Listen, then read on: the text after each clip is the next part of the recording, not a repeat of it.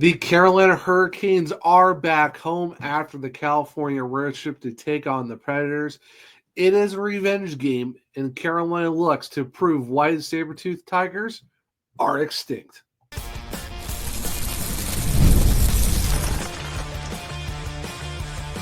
You're Locked On Hurricanes, your daily podcast on the Carolina Hurricanes.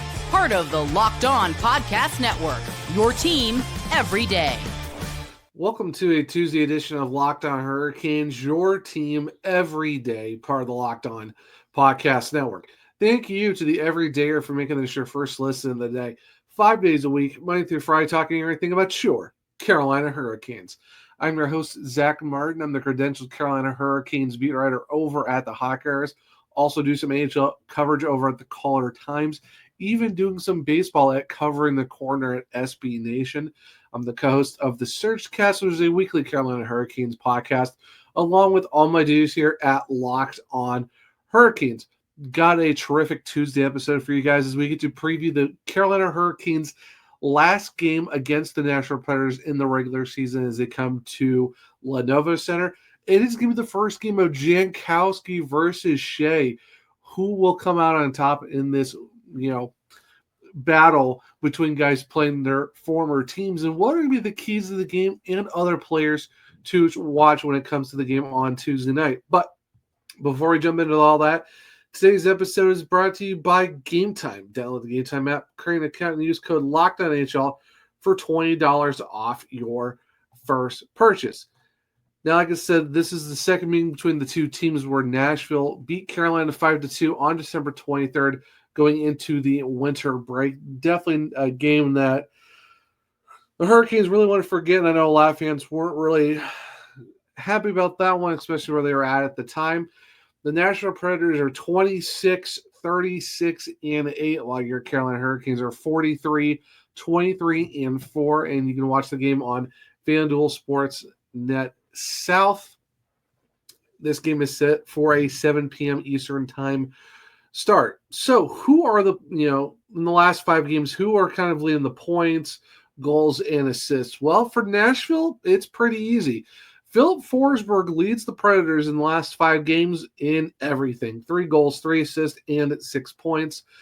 Safe to say he is definitely the franchise player of the Nashville Predators, almost probably the face of the team at this point, even though they do have, Stamkos and Marchessault and Saros and all that, but Philip Forsberg is that guy for Nashville.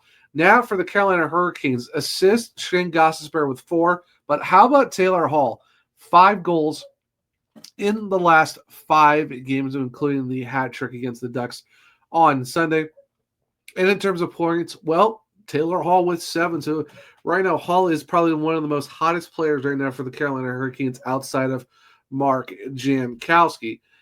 Now, looking at the last 10 games for both these teams, how are they stacking up? Well, the Carolina Hurricanes did have an 8-game winning streak before losing to the LA Kings 7-2 on Saturday, but they did come back and beat Anaheim 5-2 on Sunday. So they are 9-1-0 in their last 10. Almost was so close to having a 10-game winning streak. But hey, you know what?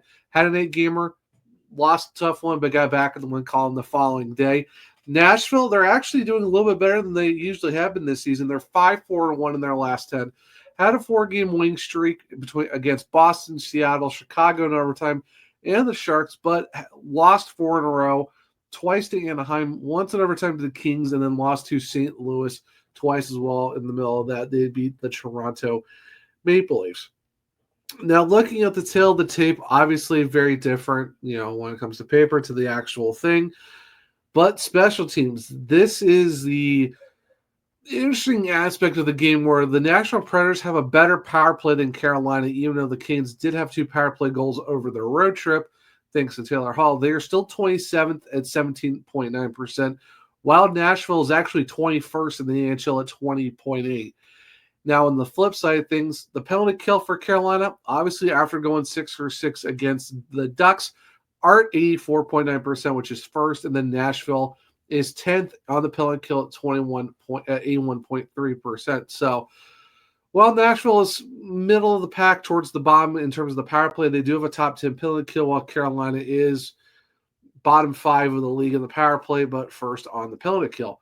Now, this is where it's really going to be in favor of Carolina. The goals for and goals against. Now, I know the Hurricanes lost 5-2 last time they played each other, but totally different team compared to then.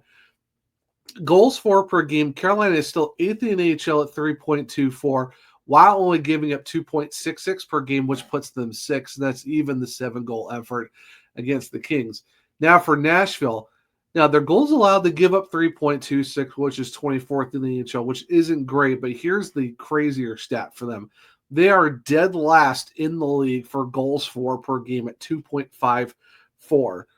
The fact that they give up a lot of goals and they are the worst goals for on average team in the league really says something. That's not even the fact that they aren't the worst team in the entire NHL. They are the bottom 5 of the league, but in terms of goals for, they average the least amount per side.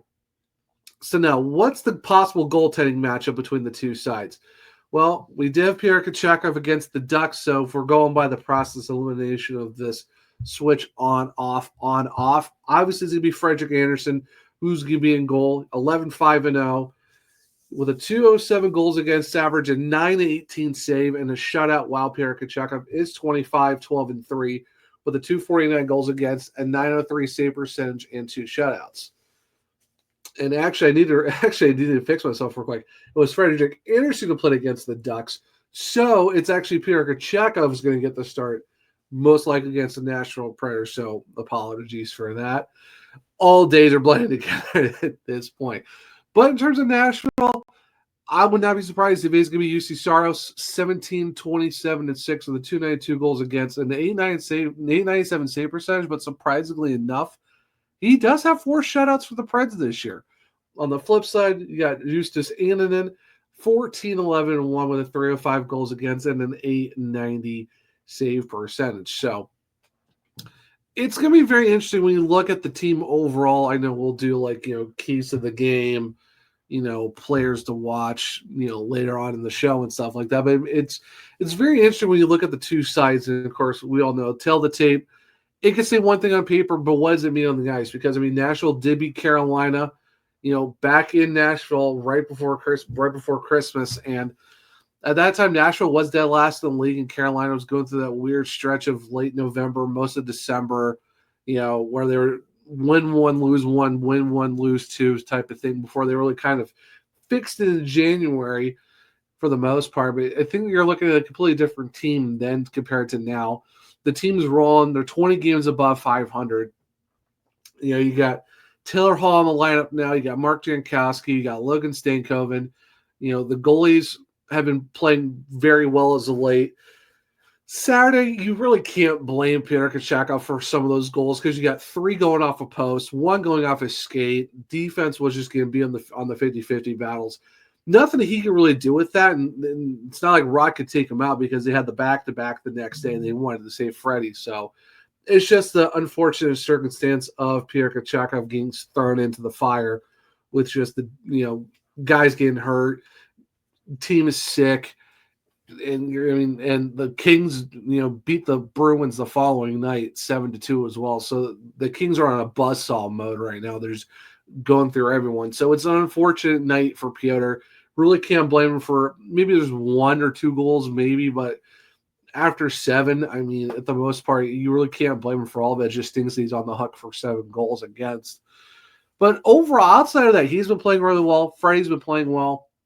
If you're the Carolina Hurricanes, you score 5 against Philly, you score 5 against San Jose, you score 5 against the Ducks. So outside of a 4-game road trip, you got 6 out of 8 points.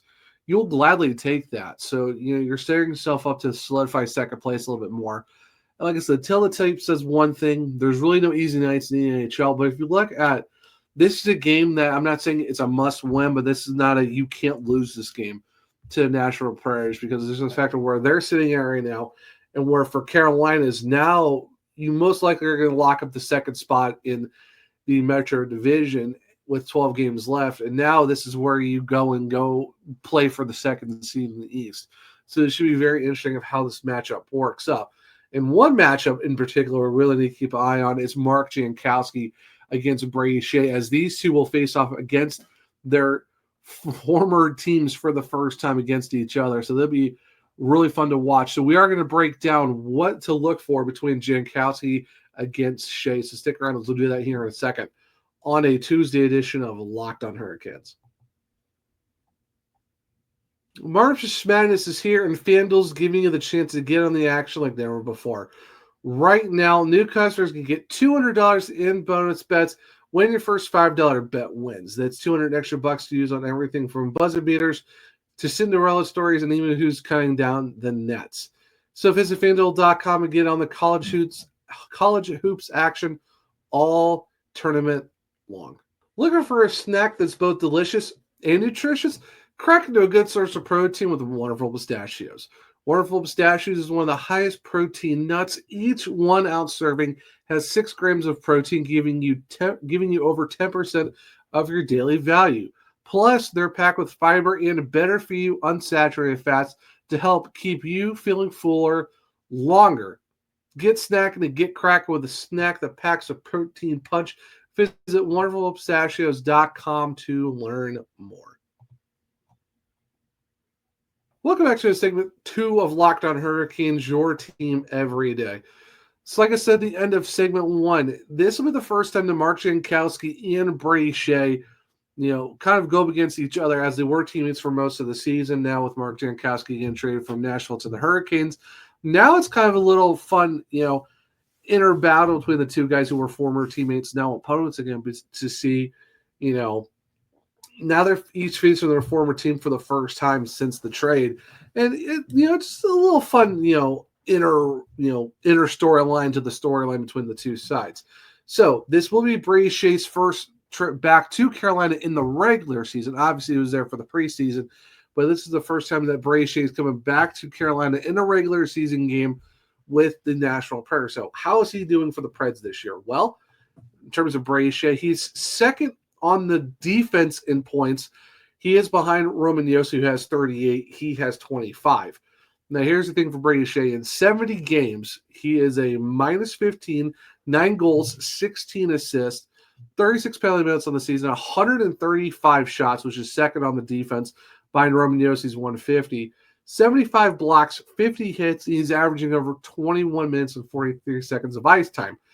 Now with Roman Josi, he's got 38 points in 53 games with a minus 26. So right now, Brady Skjei, in terms of the entire Nashville defense, he's the only guy that's at 70. The next best number is Roman Josi's 53 and then Baron's 50. Everyone else has played a bunch of different minutes between England, Lausen, Stastny, Willoughby, Osterley. So when you look at the whole Predators team, only Brady Skjei is the only guy who's played every single game for the Preds this season. He does have a power play goal and a game-winning goal as well for Nashville. Now, on the flip side of things, obviously, where does Mark Jankowski sit in all this? Well, we all know Mark Jankowski came over to the Carolina Hurricanes with 4 goals on the season, and within a stretch of 7 games, he has scored his 6 goals for the Carolina Hurricanes, putting him up to 10 on the season. And in 48 games, that's right, 48 games, 7 of those being with the Kings. So in the 41 games they played with the Nashville Predators, he had 4 goals. In 7, he's gotten 6. So now he's at 10 goals, 5 assists for 15 points on the season. In terms of the goals, well, if you accumulate all of that, he's actually tied with Logan Stankoven, and a little bit towards the bottom of the group. The only guys who haven't scored as much as them is William Carrier and Tyson Jost. But it's crazy to think when you look at Mark Jankowski, he's come in. Yes, he's only gotten, he's got 6 goals. Like, he's really jumped his points total up to go up to 15 now, after being at just at 9 at the time, if you just count, if you don't add all the assists and stuff like that. But he's a +5 on the season, 17 penalty minutes. He does have 53 shots, 22 blocks, and for him, 23 hits. And he's averaging over 12 minutes and 21 seconds of ice time. Now, Brad Brindamore, after the game against the Ducks, says he's still trying to find time for him to get him on the ice more, especially when it comes to PK in all these other situations because, when you got a guy that's as hot as Mark Jankowski, you got to get him on the ice a lot more. That's really saying something, too, for the fact that he's got 53 shots. He has 10 with the Hurricanes right now. So in 10 shots, he's got 6 goals. That's really saying something compared to the fact that even before they had 43 shots and 4 goals, and now he's on an insane clip where he's shooting at a 60% rate with the Carolina Hurricanes. And Mark Jankowski is not one of those guys who's going to go out hit everyone or, he'll block some shots, but he finds a way to play a good defensive style of game where he's not having to, throw a lot of hits to do what he has to do. He's not William Carey, who's got 136, or a Jordan Stahl's 124, or Andrei Svechnikov's 131. Mark Jankowski finds a way to use his stick and let his stick work do the talking for him. And the fact that he's doing all of this in 12 minutes and 21 seconds of ice time, and that's including 5-on-5s, as the fourth line center, PK, possible power play. It's going to be very interesting to watch when you look at who is, like I said, it's a small internal battle between the two guys. I don't think they even really care, but it's a fun story. It's a fun storyline to look at when you see something of you have Mark Jankowski going up against his former team for the first time since the trade deadline. And you got Brady Skjei coming back to Carolina for the first time since he signed with them, last summer. And I know that he was there for preseason, but that doesn't count as a regular season game. So this is his official first time back in Carolina. So you do have this kind of a revenge tour type thing for both guys against their former teams for the first time. And what a way to have that internal, that storyline of, all right, who's going to be who's, former team in this one. I think it's going to be really fun. You got Brady Skjei's on the defensive side of things. Nashville's really been struggling this year. I can say he's got, a double-digit minus, almost closer to 20 than it is 10. He's got points. It's not, Roman Yossi's Roman Yossi, but he's second on the team and on the defense and points. Shots, same thing, stuff like that. Even time on ice, he's got over 20 minutes a game. So then you got Mark Jankowski who comes in. Has only had 4 goals with the Predators for the most part. Comes in, scores 6 and 7 games. Now he's really putting himself into a category of, okay, this guy's on an insane hot run that no one's seen since 2019 with Devontae Smith-Pelly and the Devils. So I think this is where it's a storyline within the storyline, just as something to keep an eye on, like, hey, who's going to beat whose former team first in this one? I think it's going to be a lot of fun. It's almost like a UFC card of like, oh, it's Jones versus, whoever, 1, 2, or 3 or wherever. So this is like a part 1 of who's going to beat who in this, internal battle of who's going to beat their former team first. So, like I said, it's not that big of a deal in terms of, I don't think the guys are really going to care very much. And I know there's more of a, hey, this guy's going against his former team. Hey, this guy's coming back to Carolina for the first time, Gary, for a video tribute. But, when you're at this part of the season where you're kind of looking forward to the playoffs, there's always those little small stories you kind of want in there too, just for some added flavor, something to make it more fun. Even though, hockey's already fun, but I don't know, just something to keep on the back of your mind as you watch the game. Like, hey, who's, which guy of Jankowski or Skjei is going to beat their team first? And obviously we all know that. We hope that Mark Jankowski scores against his former team and the Carolina Hurricanes going to win. But it is good to see Brady Skjei back, for the first time in a game that counts in Carolina. Of course, he's been with the Canes since, 2020 with that trade with Vincent Trocheck to come to Carolina. But it's going to be fun to see Skjei back. It's going to be very interesting. I know the Hurricanes are probably going to give a really great tribute, and it's going to be fun to see how he does against his former team being on that side of things. And, of course, how's Mark Jankowski going to do against Nashville since he's been on an insane run since the trade deadline. So this is going to be a lot of fun. So speaking of that, we know those two guys are definitely going to be watched, but what are the other players should we keep an eye on? What are the keys of the game for the Carolina Hurricanes to win their second game in a row and kick off this homestand in a good note on a continued winning streak? So stick around as we will go over that here in a second on a Tuesday edition of Locked On Hurricanes. There's nothing like watching basketball live. The energy of the crowd, the sound of the sneakers on the hardwood, and maybe even a celebrity sighting courtside. If you want to catch the game in person, Game Time makes getting tickets easier than ever. Game Time's new feature, Game Time Picks, filters out the fluff and shows you only the best deals on great seats, so you don't have to waste time scrolling through thousands of tickets. Take the guesswork out of buying tickets with Game Time Picks. Download the Game Time app, create an account, and use code LOCKEDONHL for $20 off of your first purchase. Terms apply. Again, create an account and redeem code LOCKEDONNHL for $20 off. Download Game Time today. What time is it? Well, it is game time. Welcome back to segment 3 of Locked On Hurricanes, your team every day. So now, we did, early in the show, we did the goaltender matchups, tell the tapes. We're talking about Jankowski versus Brady Skjei, but what are the keys of the game? What are the other players to watch in this matchup? We're going to start with the keys of the game, and obviously, no surprise here, special teams is going to be the bigger factor in this one, as always. And the fact that, you got Carolina's got the first penalty kill unit compared to Nashville's 10th ranked penalty kill. Both of these power plays are not great. They're both at 20% or under. I know Nashville's 20.8, but still, they're still in the very low 20s. Hurricanes are 17.9%. This is going to be a duel of who can outlast the other one on the PK units and who will score a power play goal first. I think the team that scores a power play goal first most likely has a better chance to win this game. I know it sounds cliche. I know it sounds basic, but when you got two teams that are both in the 20s on the power play compared to their PK units, which were both top 10, this is going to be a struggle for both these power play units. It'll definitely be interesting how that plays out. So for the Hurricanes, you went 6 for 6 against the Ducks in the PK. Yeah, you went 1 for 3 against the Ducks, but your power play is still not the greatest. It's still very much struggling. You were 10 at one point. Now you're bottom 5 in the entire league. At some point, especially with the playoffs coming up, like I've said before, you really got to get that dialed in because you got to win games on the road. They have. Now they're 16, and 3. But now you're looking at, you got to figure out the power play. And that's going to be a big factor. So for the Hurricanes, that's something you really got to keep an eye on. So you got to get the power play clicking. So basically, special teams are going to be a very big deal. Now, that being said, the Nashville Predators are a team that are dead last in goals for per game at 2.54 goals a game.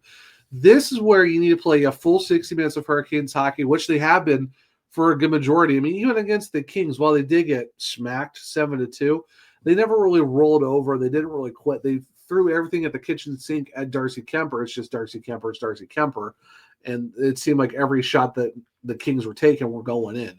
So they gave the full effort. So 60 minutes is no big deal. But if you play your structured defense like you did against the Ducks, like you did against the Sharks, like you did against Philadelphia and all the other teams during an 8-game winning streak, this is where it's not a must-win, but this is not a can't-lose game. And this is where you just go in, right from the rip, 60 minutes of Hurricanes hockey, force your will on the Preds, shut them down, and I think you're able to come out with a win to revenge your loss to them back in Nashville in December.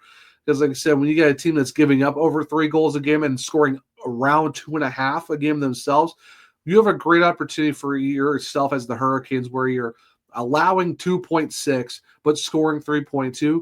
You are the complete flip side of Nashville where you're 8th and 6th in those categories compared to their 32 and 24. 60 minutes of Canes hockey on top of, making sure the special teams battle is taken care of. That's what you really need to do. And just basically just play structured defense. Play your game. Don't go down to their level.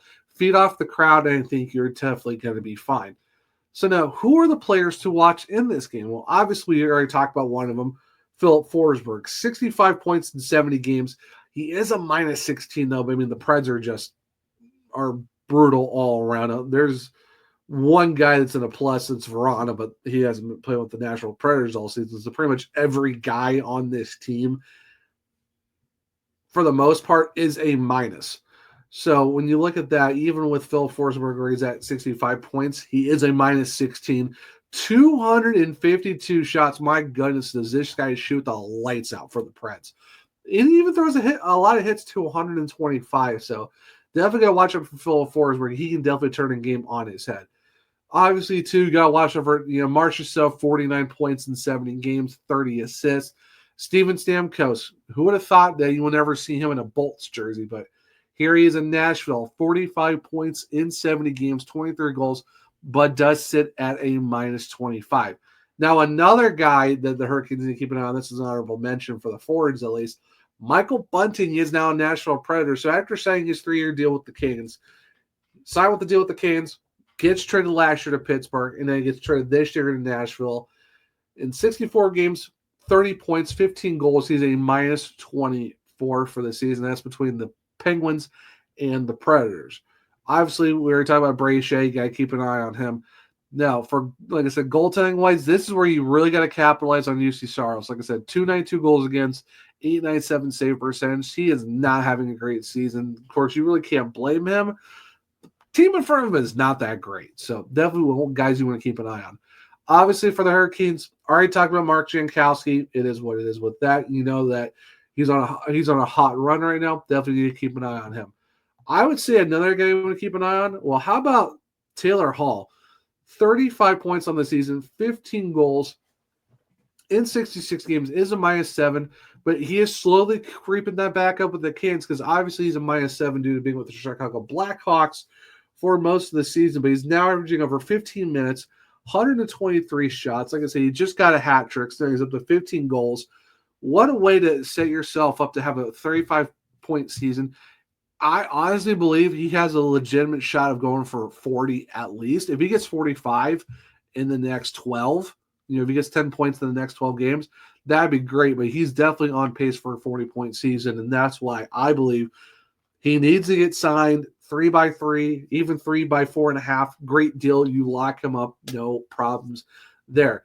So obviously, you got one new guy who's on fire playing his former team. You got Taylor Hall as a new guy, also playing well, but you also got to keep an eye on the guy who's been consistent all year for the Carolina Hurricanes, even with missing time, and still is on pace for 30 goals and 60 points, and that is Seth Jarvis. 27 goals, 53 points in 63 games, is a +8. 165 shots, 46 blocks, 85 hits, averaging over 19 minutes and 26 seconds. You never want to count this guy out because, yes, even though he had a stick break on him on a 2-on-1 opportunity, you never want to count Seth Jarvis, especially when he's on a run for 30 and 60. Obviously, for the defense, real quick, can't talk about how these guys are without talking about Jacob Slavin. He's going to have to be worried about shutting down Marchessault and Stamkos and Forsberg. So definitely keep an eye out for Jacob Slavin to continue the season he's been having with the Carolina Hurricanes, a +17. 21 minutes and 43 seconds of ice time, 126 blocks. He is not afraid to put his body on the line. Definitely someone you want to keep an eye on as the game goes along. But it should be fun. Like I said, hopefully the Hurricanes get the revenge win against the Predators. Hopefully Mark Jankowski beats his former team. And like I said, it's going to be fun to see Brady Skjei back in the barn for a game that counts this season. So it should be a lot of fun on Tuesday night. But, guys, that will wrap up a Tuesday edition of Locked On Hurricanes. Your first look at your second look. Why don't you check out Locked On the podcast? We do the daily league wide stories that matter with the local coverage you love from Locked On. Find Locked On NHL on YouTube or wherever you listen to podcasts. If you want to keep up with me, well, I'm at OneTrueZach on X. The podcast is LO_Hurricanes. I'm also on Blue Sky at the Zachary Martin, where I do have link trees in both my bios where you can find all of my articles, especially at the Hockey Writers when it comes to your Carolina Hurricanes coverage at thehockeywriters.com. For AHL, well, it's theCalderTimes.com. By chance, if you want to check out my baseball coverage, well, it's coveringthecorner.com at SB Nation talking about the Cleveland Guardians. If you want to check out my other podcast, well, it is the Searchcast on all podcast platforms and on YouTube. For this show, well, it's Locked On Hurricanes on Spotify, Google, Apple, iHeartRadio. Leave a 5-star review. I might just read on the show. Make sure to follow and subscribe as well. For YouTube, well, Locked On Hurricanes. Subscribe, hit the bell notification so it's the show. Hit the thumbs up, tell me know if you like the show as well. Share with other Hurricaniacs to become everydayers just like you. But hope everyone enjoyed the Tuesday edition of Locked On Hurricanes. Enjoy your Tuesday and have fun watching the Carolina Hurricanes take on the Nashville Predators. And until next time, as always, let's go Canes.